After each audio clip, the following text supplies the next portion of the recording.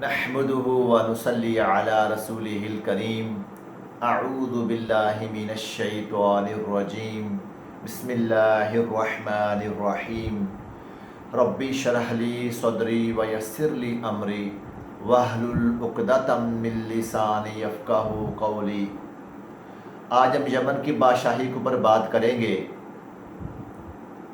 میں یمن کی تاریخ کو اس لیے آپ لوگوں کے سامنے بیان کر رہا ہوں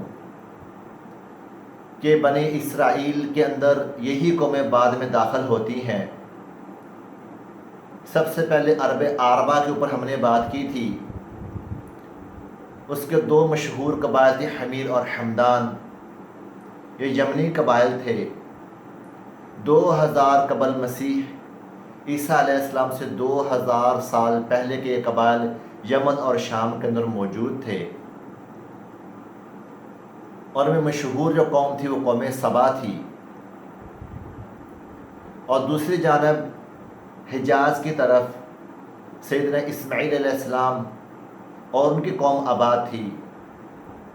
وہ بھی 2000 قبل مسیح، یعنی ابھی 2022 چل رہا ہے، اس سے 2000 سال پہلے سیدنا اسماعیل علیہ السلام کی جو اولاد تھی وہ اللہ پاک کے گھر کے اندر موجود رہے، اللہ گھر کے والی رہے۔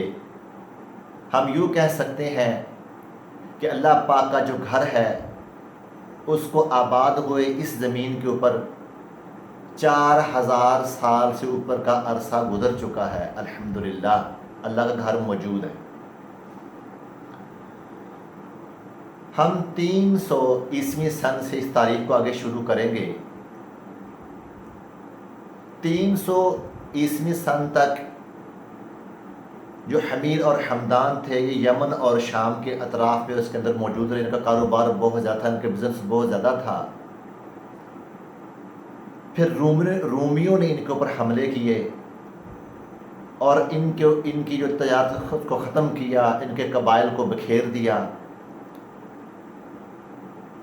انہوں نے وہاں پر ان کے اندر داخل ہونے کے لیے حمیر اور حمدان کے اندر خانہ جنگیاں کریں، ان کے اندر باہمی اختلافات ڈالے۔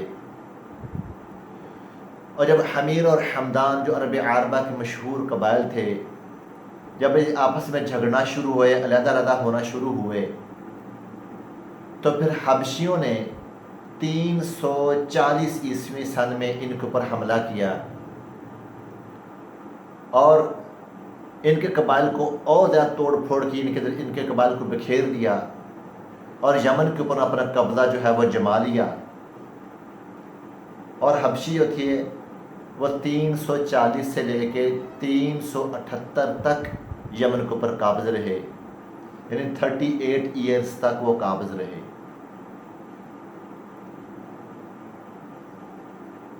جب رومیوں نے حملہ کیا تھا تو اسی دوران کچھ یہودی بھی بکھرے تھے، اور سن 70 عیسوی میں یہودیوں کے کچھ لوگ، کچھ قبائل وہ یثرب کی طرف آئے، مدینہ کی طرف آئے، اور وہاں پر آ کر خیبر کے اندر انہوں نے بڑے بڑے قلعے بنائے۔ یعنی شمال سے یہ لوگ چلے اور جنوب کی طرف آئے، اور مغرب کے قریب مدینہ منورہ سے یمبو کے درمیان میں بحر احمر کے نزدیک جو خیبر ہے، خیبر میں آ کر انہوں نے اپنا قیام کیا یہودیوں نے، اور مستقل طور پر یہاں رہنے لگے۔ لیکن یہ یمن کے اوپر قابض ہونے کی کوشش کرتے رہتے تھے۔ پھر یمن کے اوپر یہودیوں نے حملہ کیا اور حبشیوں کو توڑا، اور پھر یمن کے اوپر انہوں نے بادشاہت کی۔ 523 عیسوی سن میں یمن کے اندر ایک یہودی بادشاہ تھا زونو نے نجران کے اوپر ایک ہیبتناک حملہ کیا، عیسائیوں کے اوپر، اور عیسائیوں کے کافی لوگوں کو اس نے اپنے قبضے میں لیا، قیدی بنا لیا، اور انہیں کہتا تھا کہ تم یہودی ہو جاؤ۔ جب اس کی بات کے اوپر وہ یہودی نہیں ہوئے تو اس نے خندقیں کھدوا کر اس کے اندر آگ جلا کر عیسائیوں کی بہت تعداد کو اس آگ کے اندر جھلسا دیا۔ پھر جو عیسائی رومیوں کے انڈر کام کرتے تھے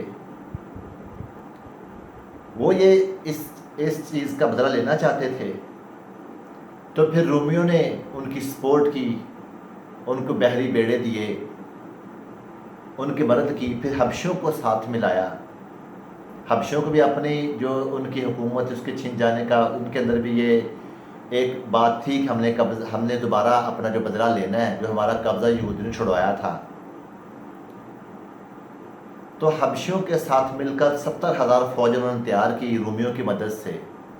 اس کا کمانڈر تھا اریات، اور اریات کے انڈر جو کمانڈر تھا اس کا نام تھا ابرہا۔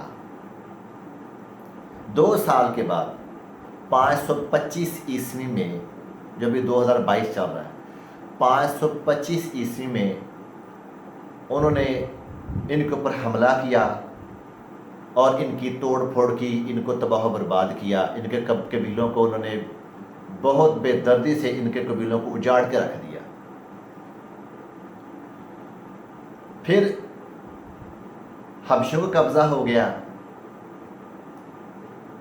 جو اریات کا کمانڈر تھا ابرہا، اس نے پھر کچھ عرصے کے بعد ایک سازش کے تحت اپنے جو کمانڈر تھا اریات، اس کو قتل کروا کے ابرہا نے کمانڈ سنبھال لی۔ یہ وہی ابرہا ہے جس نے رسول پاک علیہ الصلوۃ والسلام کی پیدائش سے 1 سال قبل، اللہ کے بشما فرمائے، اس نے اللہ کے گھر کو توڑنے کی کوشش کی تھی اور ہاتھیوں کے ساتھ ہی آیا تھا اپنی فوج کو لے کر، اور رسول پاک علیہ الصلوۃ والسلام کے دادا سیدنا عبد المطلب کے ساتھ اس کی کچھ بات ہوئی تھی۔ تو پھر اللہ پاک نے ابابیل کو بھیجا تھا، انہوں نے کینکریاں پھینکی تھی اس کے اوپر اور اس کے لشکر کو تباہ کیا تھا، اور پھر یہ وہاں سے بھاگا اور واپس جا کر یہ بھی مر گیا تھا۔ تو قرآن پاک کے اندر سورۃ فیل کے اندر اللہ پاک فرماتے ہیں، قرآن کا فرمایا کہ آپ نے نہیں دیکھا کہ ہم نے ہاتھی والوں کا کیا حال کیا۔ تو اسی سے اگلے سن میں رسول پاک علیہ الصلوۃ والسلام کی اللہ پاک نے پیدائش فرمائی۔ اس کے بعد میں آپ لوگوں کے سامنے اس بات کا تذکرہ کروں گا کہ عرب کے اندر بت پرستی کیسے ہوئی، عربوں نے بتوں کی پوجا کرنی کیسے شروع کی، کون سے 3 بڑے بت تھے جو عربوں نے بنائے، اور کون سے 5 بڑے بت تھے جو عربوں نے نوح علیہ السلام کی قوم کے جو بت تھے وہ نکالے، اور ان 8 بتوں کو انہوں نے ملا کر اور ان سب کی انہوں نے پوجا کرنی شروع کر دی۔ اور پھر جو مکہ تھا اس کے اندر بت ہی بت ہو گئے۔ پھر اللہ کے حبیب علیہ الصلوۃ والسلام نے اللہ کی توحید کا اعلان کیا، اور ایک سخت محنت کے بعد ان بتوں کو وہاں سے توڑا، بتوں کو وہاں سے خاتمہ کر کے اللہ کی توحید کے چراغ کو روشن کیا، اور پھر اس وقت سے لے کر آج تک الحمدللہ اللہ کا گھر جو ہے وہ توحید کے اوپر مضبوط ہے اور قیامت تک مضبوط رہے گا انشاءاللہ۔ السلام علیکم ورحمۃ اللہ وبرکاتہ۔